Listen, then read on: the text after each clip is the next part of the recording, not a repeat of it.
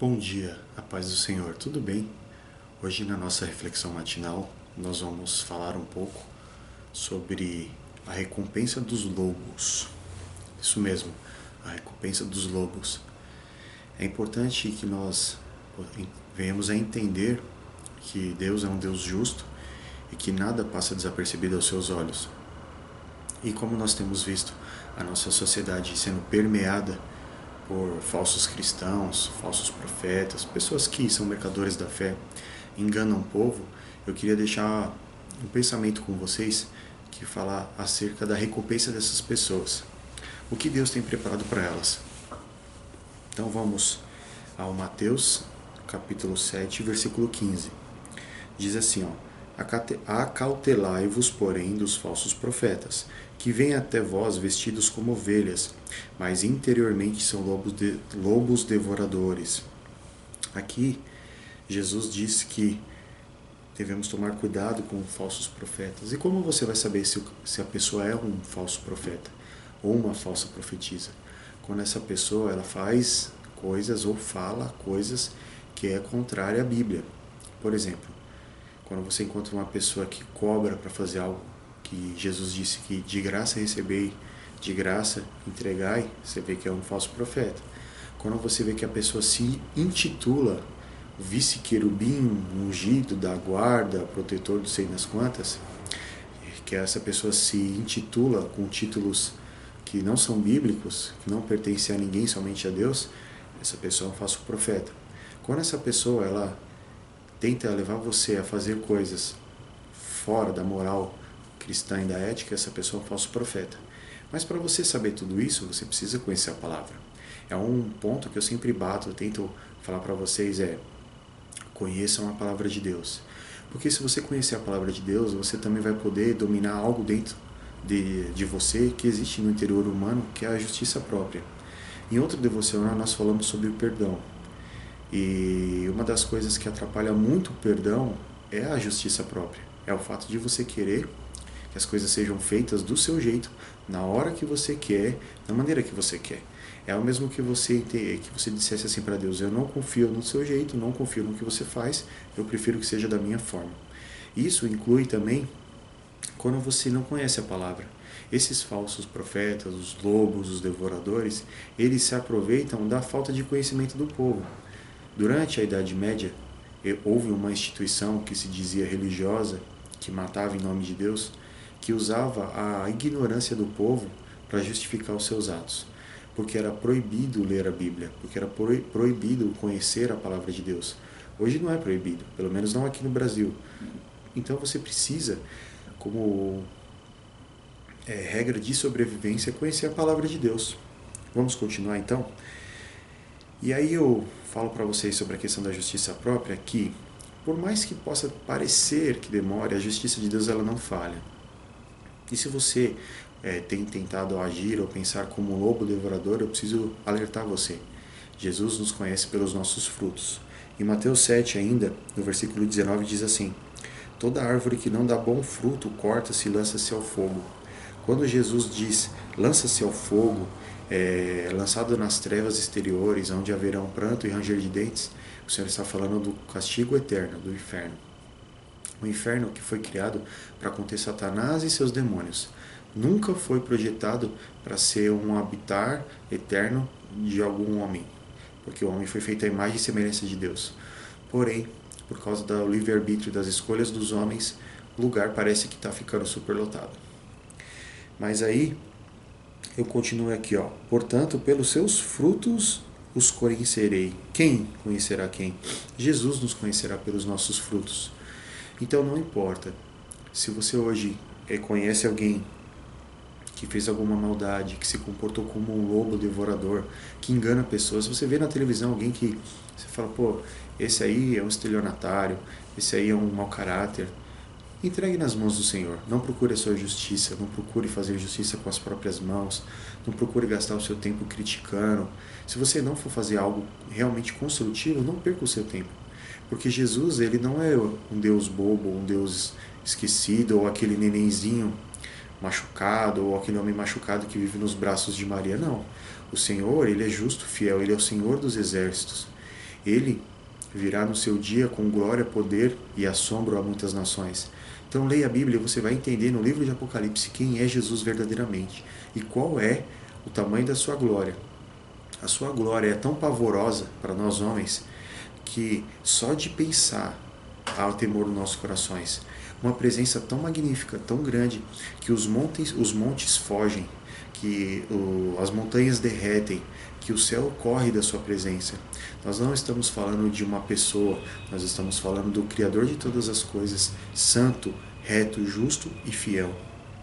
Em Mateus 7, ainda, 21, diz assim: nem todo o que me diz, Senhor, Senhor, entrará no reino dos céus, mas aquele que faz a vontade do meu Pai que está nos céus. Continuando, muitos me dirão naquele dia, no dia do Senhor, no julgamento final: Senhor, não profetizamos em teu nome?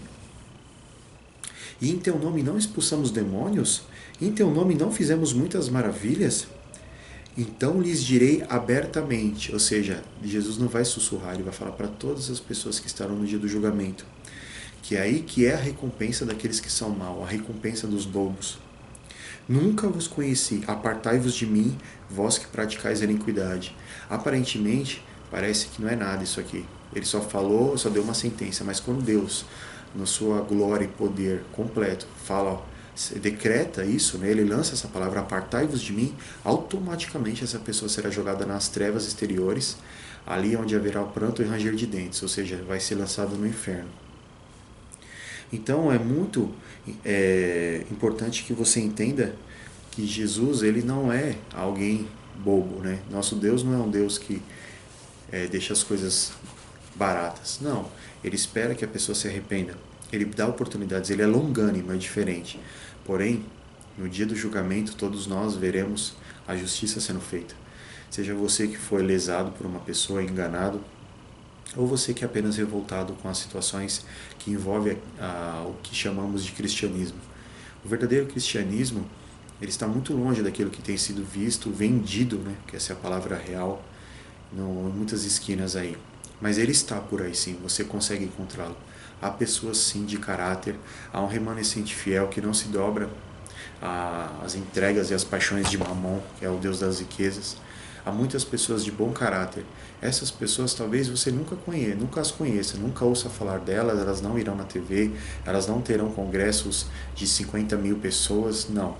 Elas serão pessoas que receberão sua recompensa no dia do julgamento do Senhor.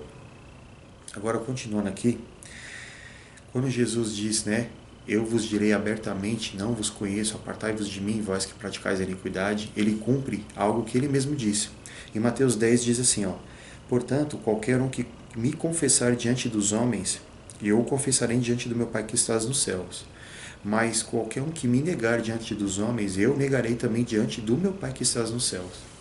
Quando você cumpre a palavra direitinho, ensina a palavra, Jesus diz que aquele que ensina as verdades do reino é grande no reino de Deus, e aquele que não ensina, que faz os tropeçarem, é pequenino.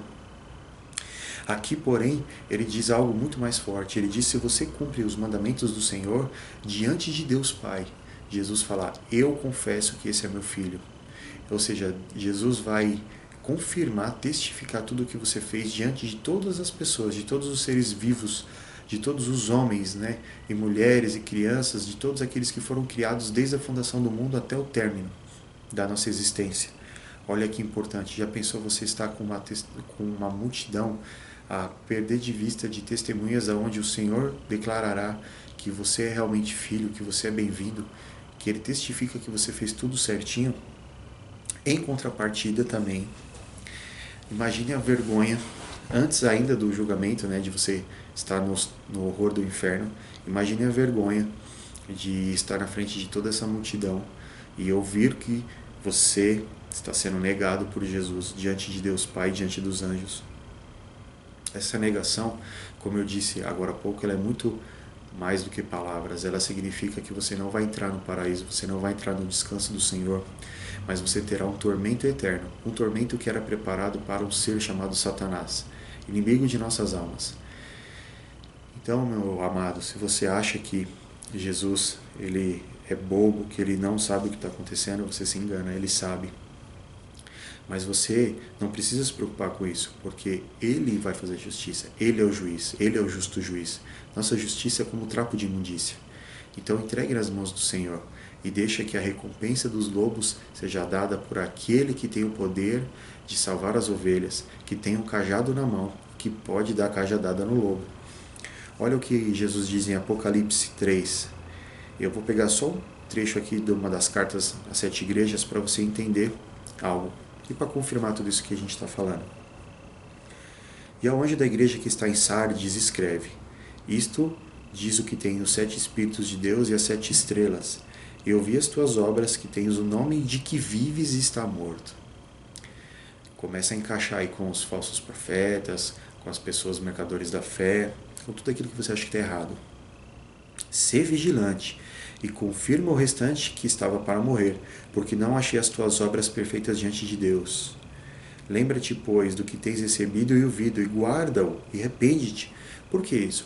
Porque mesmo dentro desses lugares, Deus se manifesta e exorta as pessoas.